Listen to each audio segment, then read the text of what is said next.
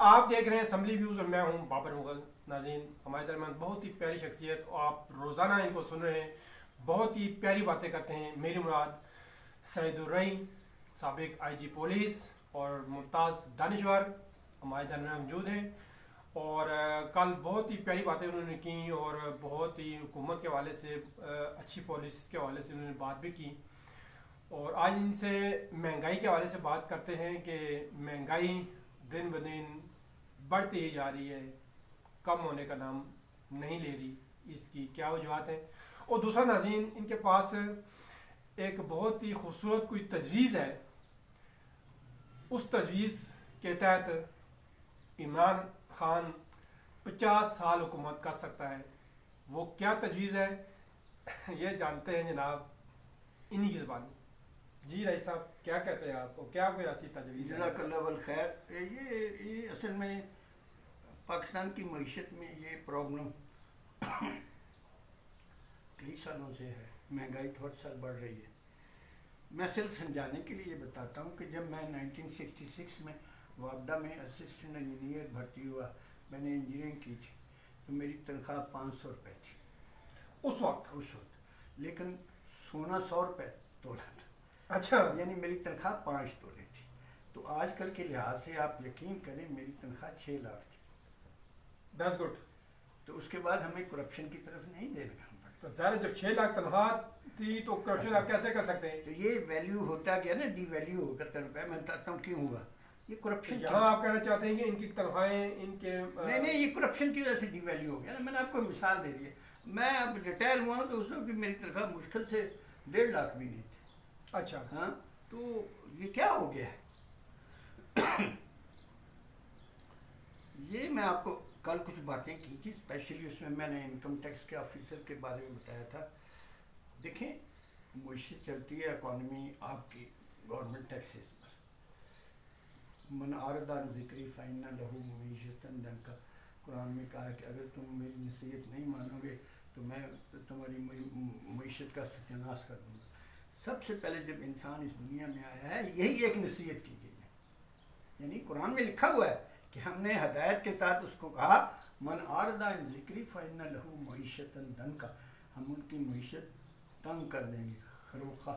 تو ہمیں وہ ڈھونڈنا چاہیے نا کہ اللہ تعالیٰ کا وہ کون سا قانون ہے.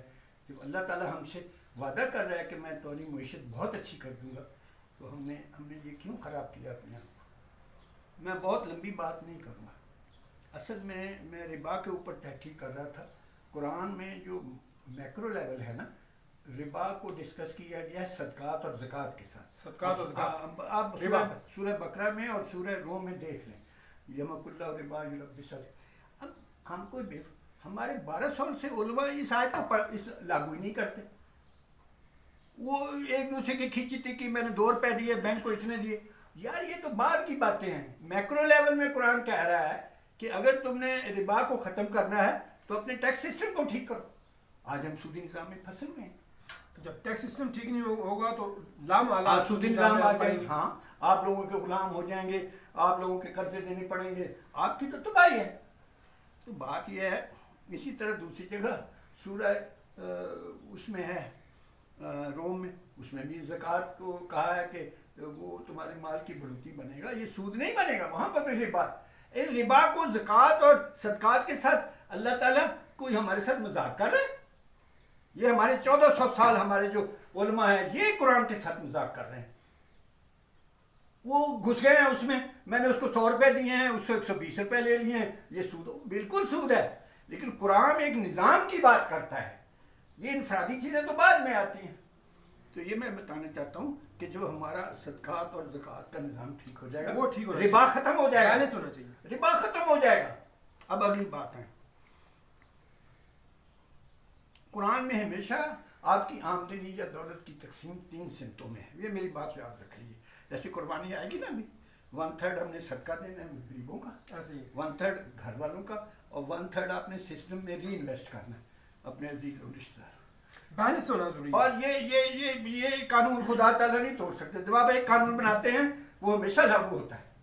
حق معلوم, حق السائل, حق المحروم ہے. یہ 3 حق ہیں. میں زیادہ تفصیل سے نہیں کہوں گا کیونکہ علماء نے قرآن پر فکر نہیں کیا, قرآن کو چھوڑ دیا ہے. कुरान कहता है रसूल पाक क़यामत के दिन शिकायत करेंगे मेरी कौम ने कुरान को छोड़ दिया था। ये हमारी तो बदकिस्मती है। ये मैं छोटी सी बात कर दी आपसे। अब आता हूँ मैं सिस्टम कैसे है। जो आप गरीबों का हक देते हैं वो सदकात है। इन्नमा सदकातु लिल-फुक़रा मसाकीन व आमिलीन मुअल्लफ़ाति क़ुलूबुहुम फ़ी रिक़ाब व गारिमीन फ़ी, ये 8 मद्दात है, कुरान ने बता दी। और जो सिस्टम में री इन्वेस्ट करते हैं वो ज़कात है, उससे आपकी तरक्की होती है, आपकी जो बिजनेस है वो तरक्की करती है, डेवलप होता है। हाँ, उससे रिबा नसीआ खत्म हो जाता है, क्योंकि माल की आमदनी दोबारा माल में डाल देते हैं। वो तो अल्लाह का हक है ना। आपके से लैसल इंसान है अल्लाह मासा, आपको सिर्फ मेहनत की कमाई रहती है। कुरान के इस असूल को तोड़कर आप किसी को अरबों खरबों का मालिक बना दें। कुरान कहता है लैसल इंसान मासा, आपको अपनी मेहनत का मिलेगा। जितनी इंसान ने मेहनत की, हाँ, वो अल्लाह ताला ने रख दिया है ना। लाख। हाँ, अब आ गया है। मैं बहुत लंबी बात नहीं करूँगा। अब जो गवर्नमेंट टैक्सेस हैं उनको सदकात कहा जाता है। दुनिया भर में ये टैक्सेस जो हैं, जिस मुल्क इस लेवल तक पहुँचा है कि 1/3 33% है, वो डायनेमिक स्टेबिलिटी में आ गया है, वो तरक्की कर गया है। आप जाके चले जाए, और कुरान 1400 साल से आपको कह रहा है कि भी 1/3 आपने सदका देना। वो तो बता रहा है कि जब हर सिस्टम में तमाम लोगों को लेवल प्लेइंग फील्ड होगा तो 1/3 टैक्स गवर्नमेंट को देंगे तो आपकी टैक्स जीडीपी रेशो कितनी हो जाएगी बताइए? 33 हो जाएगी। 33। पाकिस्तान में क्या हो रहा है? टैक्स जीडीपी रेशो 8 है। ये बाकी 25% कहाँ जा रहा है? मैंने कल बताया था, कम लेवल, मैंने बताया था ये एफबीआर के ऑफिसर चोरी कर रहे हैं, ये हमारे पॉलिटिशियन उसे थैलियां ले रहे हैं। आप इस सिस्टम को ठीक करें।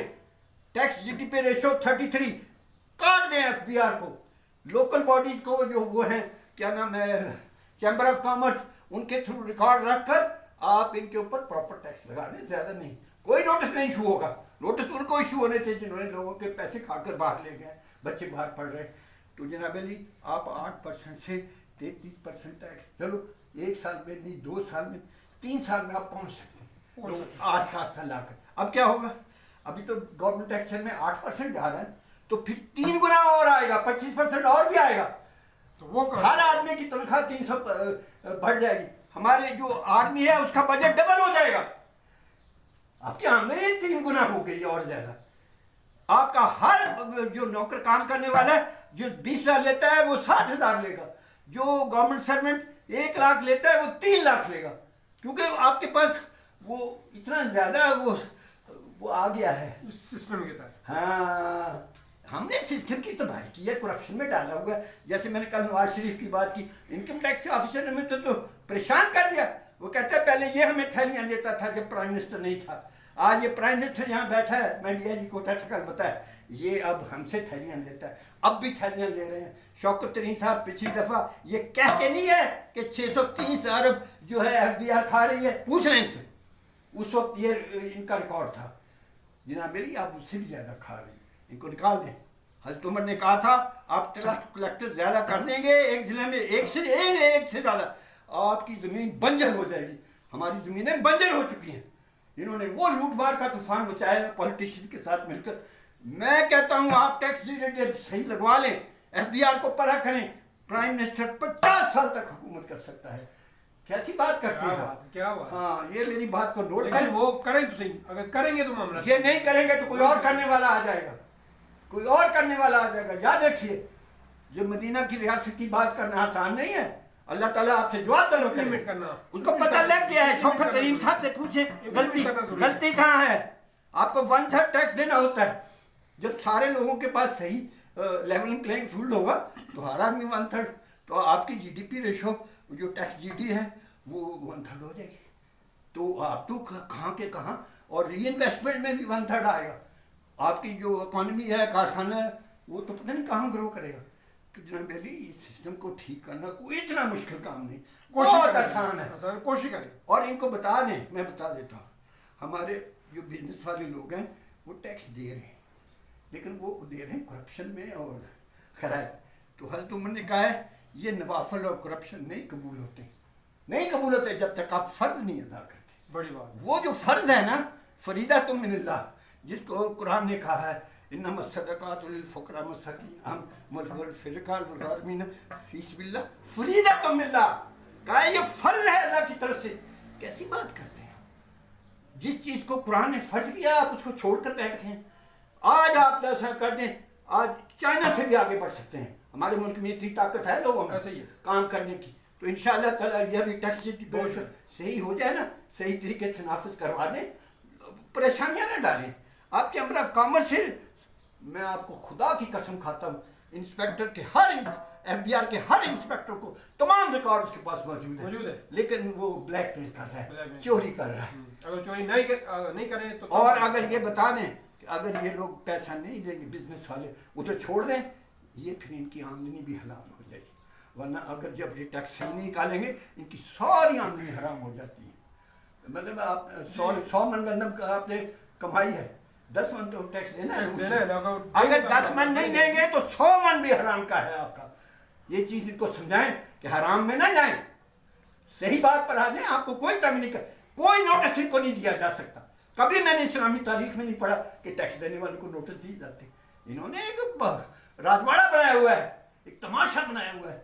इंशाअल्लाह ताला ये मेरी तस्वीर पर अमल हुआ, महंगाई ऐसे खत्म हो जाएगी जैसे गधे की सींग। बहुत शुक्रिया रईस साहब, तमाशा बना है। इसके साथ ही नाज़रीन हम आपसे इजाज़त चाहते हैं। देखते रहिएगा AT न्यूज़। अल्लाह हाफिज़।